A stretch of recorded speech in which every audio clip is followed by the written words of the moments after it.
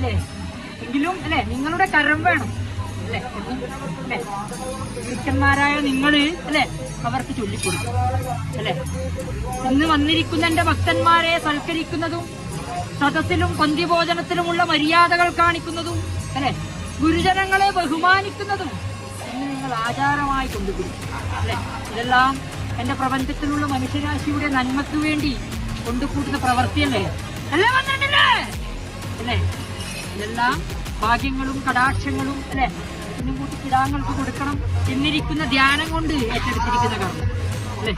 ഇന്ന് കർമ്മം അല്ലെ ഭൗതികമായാലും ആത്മീയമായാലും ദൈവാധീനത്തിന് വേണ്ടി ചേർത്ത് വെച്ചിരിക്കുന്ന പ്രവൃത്തി അല്ലെ ഭക്തിസാന്ദ്രമായ മനസ്സോടുകൂടി നിങ്ങളത് ഏറ്റെടുത്ത് നിറവി. പുറവടിയൊന്നുമില്ലല്ലോ, ഏവരുടെയും കുച്ചി നിറഞ്ഞിട്ടേ അല്ലെ പുറവടി വരുത്തൂല. അങ്ങനെ എന്നിരിക്കുന്ന മഹത്തായ സന്നിധിയല്ലേ ഇത് അല്ലെ. നിങ്ങളുടേതായിരിക്കുന്ന കർമ്മം കൊണ്ട് മഹായജ്ഞങ്ങളെല്ലാം കൊണ്ടുപിടിച്ചിരിക്കുന്ന സന്നിധിയല്ലേ ഇത് അല്ലെ.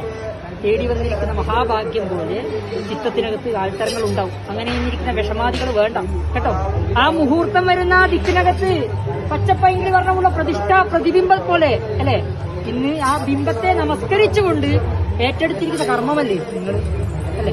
ഇന്ന് തൊട്ട് ഇന്നേവരേക്കും വഴികാട്ടിയായിട്ട് അല്ലെ എന്നും അർത്ഥത്രാണ പരായണനായിരിക്കുന്ന കന്നകശായി ഭഗവാൻ കൂടെ ഉണ്ടായിട്ടുണ്ടെങ്കിലും അല്ലെ മനുഷ്യജന്മമാണല്ലോ ഇന്ന് അല്ലെ. നിങ്ങളെ മനുഷ്യ ശരീരമാകുന്ന ഈ രഥം